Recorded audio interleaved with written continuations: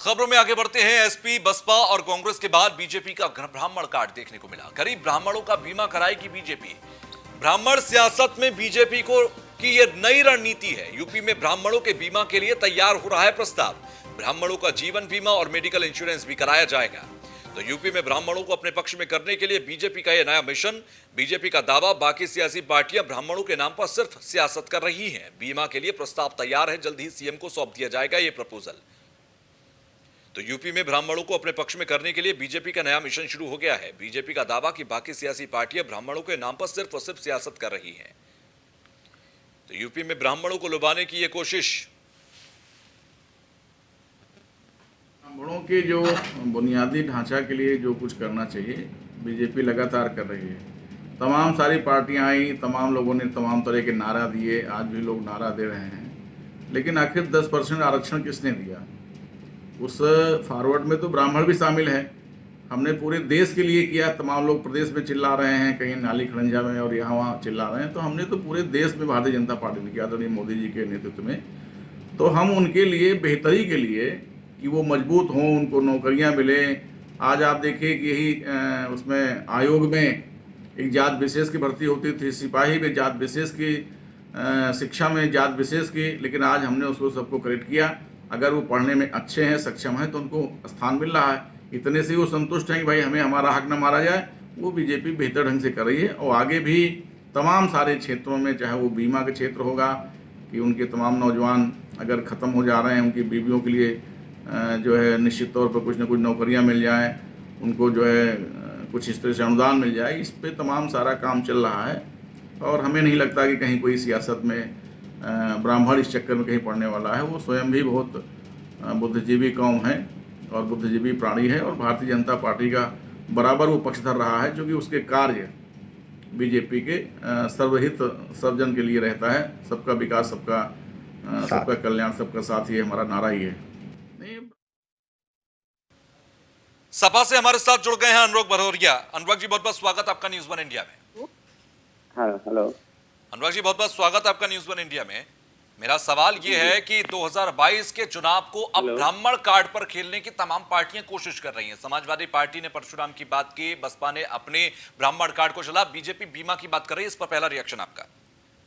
देखिए, मुझे लगता है कि भारतीय जनता पार्टी को अभी कानून व्यवस्था पर ध्यान देना चाहिए। इस सब राजनीति छोड़ के कानून व्यवस्था, क्योंकि लगातार कानून व्यवस्था गिरती जा रही है, बच्चियों के साथ अन्याय बढ़ गया है। भारतीय जनता पार्टी की अगर जरा से भी इंसानियत बची है तो वो अपनी पुलिस और अपनी व्यवस्था को सुधारे। कि हापुड़ में 6 साल की बच्ची के साथ अन्याय हुआ, अभी लखीमपुर में एक बच्ची के साथ, दलित बच्ची, 13 बच्ची के साथ अन्याय हुआ, आंखें फोड़ दी गई, हत्या कर दी गई। अब गोरखपुर में आप देख रहे हो कि एक बच्ची के साथ अन्याय हुआ, फिर उसको सिगरेट से गोदाबी हॉस्पिटल में। इस पे ध्यान तो ज्यादा अच्छा है। लगातार यहाँ पे अत्याचार, अन्याय बढ़ रहा है। बेटी बचाओ बेटी पढ़ाओ की बात करने वाले भारतीय जनता पार्टी। अनुराग साहब, क्या 2022 का चुनाव ब्राह्मण कार्ड पर हो रहा है? सीधा सवाल मैं आपसे बोल तो रहा हूँ, ये 2022 का चुनाव होगा। इनके जो विकास इन्होंने नहीं किया है, जो अपराध बढ़ा, इसके ऊपर होगा। उत्तर प्रदेश की जनता की सिक्योरिटी पे होगा। फिर समाजवादी पार्टी परशुराम का जिक्र क्यों कर रही है? हम तो विकास की बात करते हैं हमेशा। परशुराम का जिक्र, विकास नहीं। मैं परशुराम का जिक्र कर रहा हूँ। आप नहीं समझते, आप मेरी बात सुनने की कोशिश कीजिए। हम हमेशा से ही विकास के मुद्दे पे इलेक्शन लड़ते हैं, फिर विकास के मुद्दे पे इलेक्शन लड़ते हैं। सर, परशुराम का जिक्र क्यों चुनाव से पहले? मुझे इस बात का जवाब तो दीजिए। आप मेरी बात नहीं समझ पा रहे हैं। सर, मैं आपकी बात बखूबी तरीके से समझ रहा हूं, तभी आपसे सवाल कर रहा हूं कि विकास के मुद्दे पे चुनाव लड़ेंगे, विकास के मुद्दे पे चुनाव लड़ेंगे। जो हमने विकास किया उस पे हम चुनाव। ठीक है सर, मैं आपकी बात समझ गया, बखूबी तरीके से समझ गया। मेरा दूसरा सवाल है, परशुराम का जिक्र क्यों? इसका जवाब देंगे? अरे भैया, परशुराम भगवान है। सब हमारे कार्यकर्ता में किस आस्था है उनके, परशुराम जी को कार्यकर्ता बनाना चाहते हैं, तो उसमें दिक्कत क्या है? भाई, कार्यकर्ता कोई बनाना चाहते हैं तो आपको क्या दिक्कत हो सकती है? नहीं, दिक्कत सर किसी को नहीं है, दिक्कत किसी को नहीं है, लेकिन सवाल ये है कि जब चुनाव आते हैं अभी भगवान याद क्यों आते हैं? मेरी बात, बीते 3 साल में तो आपको याद नहीं आए। अब चुनाव जब करीब है तो परशुराम आपको याद आए, बीजेपी को बीमा याद आया, बसपा को ब्राह्मणों के पदाधिकारी बना दिए अपने पार्टी में। पहले आदि बात सुन लीजिए, चीखिए नहीं। आपको मैं चीख नहीं रहा हूं, मेरा सवाल है। अरे सुन तो लो, सवाल का जवाब दे रहे हैं, आप चीख रहे हो। मैं कह रहा हूँ, बजरंग बली की मूर्ति हमने लगाई है 2016 में, जाके देख लीजिए। हमने 21 भगवान की मूर्ति लगाई है, बनना शुरू हुआ है 2015 से। और क्या मूर्ति लगी है देखिए जाके। हमने वहाँ पे इस्कॉन टेम्पल बनाया मथुरा में, कब बनाया था हमने? 2015 में। तब तो भारतीय जनता पार्टी बात भी नहीं कर रही थी। तो हम आपसे कह रहे हैं कि कार्यकर्ता अगर बनाना चाहते हैं तो आप, चूंकि भारतीय जनता पार्टी को विकास की बात करनी नहीं है, भारतीय जनता पार्टी को देखिए अनुराग साहब, आपकी भी मजबूरियां हैं, ठीक है, मैं आपकी बात समझ गया, आपकी भी मजबूरियां हैं, आप खुलकर नहीं बोलेंगे, आप खुलकर नहीं बोलेंगे, लेकिन ये भी इस देश की जनता जानती है सर कि जब चुनाव आते हैं तो धर्म तो आता ही है, जातिवाद, ये उत्तर प्रदेश की राजनीति का इतिहास है। सर आप मेरी बात सुनिए, ये उत्तर प्रदेश की राजनीति का इतिहास है और आप भी बहुत बखूबी तरीके से समझते हैं कि यहाँ जात पात धर्म के बिना राजनीति और चुनाव नहीं होते। हमारे साथ कांग्रेस से एमएलसी जुड़ गए दीपक साहब। दीपक जी बहुत बहुत स्वागत आपका। Thank you. दीपक जी, क्या 2022 का चुनाव ब्राह्मण कार्ड पर होगा और कांग्रेस की रणनीति? देखिए, उत्तर प्रदेश में 2022 का चुनाव होगा। उत्तर प्रदेश 32 साल से बिहार है। कांग्रेस पार्टी सवाल पूछेगी उत्तर प्रदेश के बंद उद्योग धंधे कब शुरू होंगे, उत्तर प्रदेश के बेरोजगारों को रोजगार कब मिलेगा, उत्तर प्रदेश के किसानों की आय जो सरकार ने दुगनी करने की बात की थी कब दुगनी होगी। कि उत्तर प्रदेश में विपक्ष जो सरकार विपक्ष की भांति घुमाना चाहती है प्रदेश को, विपक्ष की भांति काम करना चाहती है, बात करना चाहती है। सरकार के कोई ऐसे कृत्य नहीं जो कैसे सरकार कृत्य है। अगर हम कहें सरकार कदर आम पर एहसान करती है, पहले आंखें छीन लेती है फिर चश्मे दान करती है, और चश्मे भी ऐसे दान करती है जिसके चश्मे से उत्तर प्रदेश को देखा जाए जैसे सरकार चाहती है। उत्तर प्रदेश के विनाश के कगार पर ले जाने वाली भारतीय जनता पार्टी सरकार अब उसके हथकंडे जाति, धर्म, मंदिर, मस्जिद, भारतीय जनता पार्टी का अहंकार नहीं चलेगा। उत्तर प्रदेश विकास की बात करेगा, बेरोजगारों की बात करेगा, जो उत्तर प्रदेश में उत्पीड़न हो रहा है। दीपक साहब, आपको लगता है कि 2022 में अगर समाजवादी पार्टी परशुराम की मूर्तियों की बात करे, अगर बसपा अपने पदाधिकारियों में ब्राह्मणों को तरजीह देने लगे, अगर बीजेपी 2022 से चुनाव से पहले और अब आकर बीमा की बात करने लगे, तो कांग्रेस भी अब आने वाले समय में ब्राह्मण कार्ड पे ही आगे बढ़ेगी? उत्तर प्रदेश में कांग्रेस पार्टी किसी जाति के आधार पर नहीं बढ़ेगी, ये अलग बात है। ये लोग ब्राह्मणों के साथ किए गए अपमान का प्रायश्चित करना चाहते हैं, जो पाप किया है ऐसी बातें बोलकर अपने पाप को कुछ कम करना चाहते हैं। कांग्रेस पार्टी ने ब्राह्मणों का सम्मान किया है, कभी पाप नहीं किया है, इसलिए कांग्रेस पार्टी ना इस पर प्रायश्चित करना चाहती है, ना इस पर कोई एजेंडा लग चाहती है। जो एक राजनीतिक दल के रूप में पार्टी का एजेंडा होता है, कांग्रेस पार्टी उस एजेंडे पर रहेगी। उत्तर प्रदेश के विकास के साथ रहेगी, उत्तर प्रदेश के बेरोजगारों के साथ रहेगी, उत्तर प्रदेश के जो कर्मचारियों के साथ अन्याय हुआ है, आशा बहुओं के साथ अन्याय हुआ है, आंगनबाड़ी के साथ अन्याय हुआ है, या तमाम ऐसे लोग हैं जिनके साथ उत्तर प्रदेश सरकार अन्याय कर रही है, उन अन्याय के खिलाफ कांग्रेस पार्टी अपनी आवाज को उठाएगी। अच्छा दीपक साहब, अब तक आपने बहुत से चुनाव उत्तर प्रदेश के देखे हैं, आप खुद एमएलसी हैं, आप बहुत बेहतर तरीके से समझते हैं इन चीजों को कि जात पात के बिना और धर्म की राजनीति के बिना उत्तर प्रदेश में ना आज तक कभी चुनाव हुए, ना अब 2022 का होने जा रहा है। आपको लगता है कि ये अब ब्राह्मण कार्ड की तरफ जा रहा है 2022 का चुनाव? आप देखिएगा, उत्तर प्रदेश का ब्राह्मण ही उत्तर प्रदेश में 2022 में कांग्रेस पार्टी सरकार बनवाएगा, और ये बातें मैं दम के साथ कह रहा हूं, ये लिख के रखिएगा, 2022 में फिर सवाल पूछिएगा। यानी कि दीपक साहब, आपको भी लगता है कांग्रेस को ब्राह्मणों की जरूरत है? ब्राह्मण ब्राह्मण नहीं मानता, ब्राह्मण के आधार पर काम नहीं करता है। ठीक है दीपक साहब, आपकी आवाज थोड़ी सी हम तक ठीक तरीके से नहीं आ पा रही, लेकिन दीपक साहब को भी लगता है कि कांग्रेस अपने एजेंडे पर रहेगी, लेकिन ये ब्राह्मण कार्ड बहुत मायने रखेगा 2022 में। ब्यूरो चीफ हमारे साथ जुड़ गए विक्रम सिंह। विक्रम, समाजवादी पार्टी से अनुराग भदौरिया भी हमारे साथ जुड़े और दीपक साहब जुड़े हुए थे, कांग्रेस से एमएलसी हैं।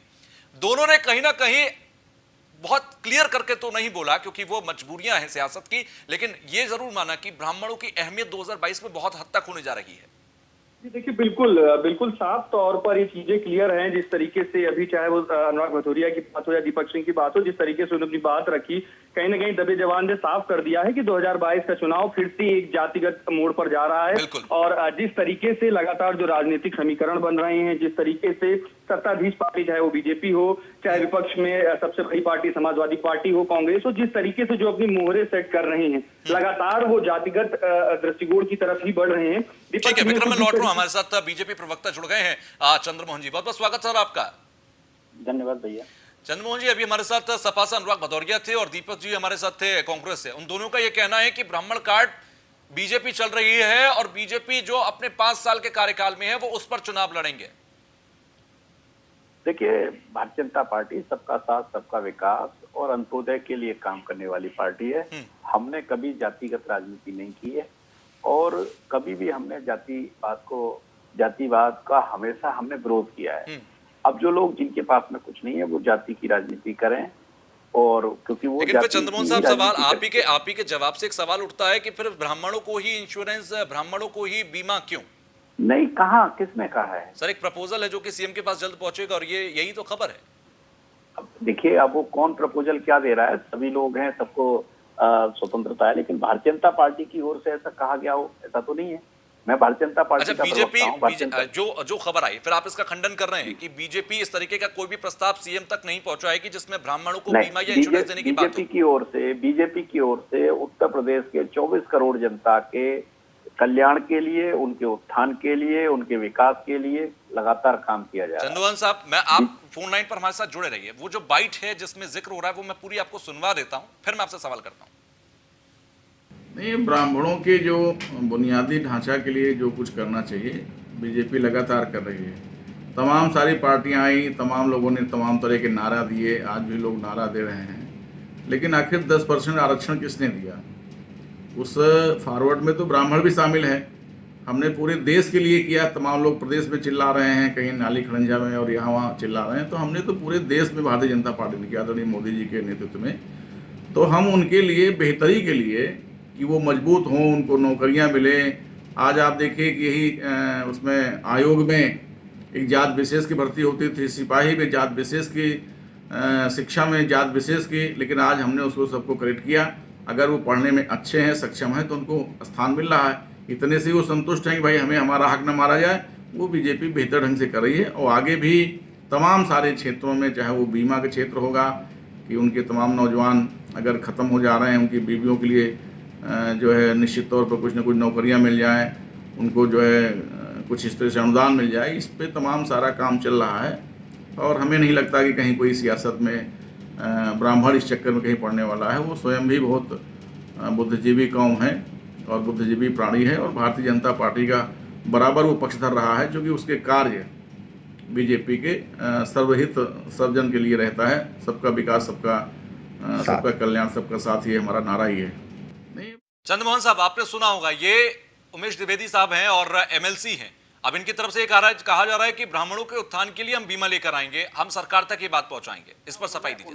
उन्होंने सारी बात कही है। वो लगातार उन्होंने कहा है कि बीजेपी सबका साथ सबका विकास के लिए काम कर रही है। और उन्होंने कहाँ कहा है, कौन सा प्रस्ताव है? उन्होंने एंड में कहा, शायद आप सुन नहीं पाए, मैं आपको बता देता हूँ। उन्होंने एंड में कहा कि ब्राह्मणों के उत्थान के लिए हम काम कर रहे हैं। देखिए, मैं आपको स्पष्ट कर रहा हूँ, मैं पार्टी की लाइन में स्पष्ट कर रहा हूँ, आप मुझे सुनाने से क्या होगा? जी। मैं पार्टी की लाइन स्पष्ट कर रहा हूँ। पार्टी सबका साथ सबका विकास और अंत्योदय के लिए काम करने वाली पार्टी है, वही हमारी सरकार है। माननीय मोदी जी, माननीय प्रधानमंत्री जी, माननीय राष्ट्रीय अध्यक्ष जी, माननीय प्रदेश अध्यक्ष जी के द्वारा ही लाइनें तय होती हैं। तो यानी कि मैं आपके इस पूरे जवाब को इस तरह से फ्रेम कर सकता हूं कि सिर्फ ब्राह्मणों के लिए कोई भी बीमा, कोई भी ऐसी योजना नहीं आने जा रही। नहीं, इसको केवल इस तरीके से कि बीजेपी सबका साथ सबके विकास के तरफ प्रतिबद्ध है और लगातार बीजेपी इस चीज को आगे बढ़ाने का काम। आप शब्दों से चुटने की कोशिश कर रहे हैं चंद्रमोहन साहब। चलिए मैं आता हूं, उदयवीर जी हमारे साथ सपा से जुड़ गए। उदयवीर जी, बहुत बहुत स्वागत आपका। उदयवीर जी, मेरी आवाज पहुंच रही है आप तक? मेरा संपर्क उनसे नहीं हो पा रहा। चंद्रमोहन जी, मेरी आवाज पहुंच रही है? तो हमारा संपर्क टूट गया। लेकिन ये सीधे तौर पर है कि देखिए राजनीति किस तरह से ब्राह्मण कार्ड के इर्द गिर्द घूम रही है, क्योंकि बीजेपी से लगातार सवाल हमने किए, लेकिन चंद्रमोहन साहब ने लगातार डिनाई किया, लेकिन उन शब्दों का जिक्र नहीं किया। जब मैंने उनसे सवाल किया कि क्या मैं आपके इस पूरे जवाब को इस तरह से फ्रेम करूं कि सिर्फ ब्राह्मणों को कोई भी प्रिविलेज नहीं मिलने जा रहा, किसी भी तरीके का गरीब ब्राह्मणों को कोई बीमा नहीं मिलने जा रहा, अगर मिलेगा तो सारी जातियों को, सारे धर्मों को मिलेगा, अगर गरीब को मिलना है तो सिर्फ वो गरीब, फिर क्षत्रिय हो, वो ब्राह्मण हो, वो वैश्य हो, वो शूद्र हो, सबको मिलेगा। इस पर उन्होंने जवाब नहीं दिया।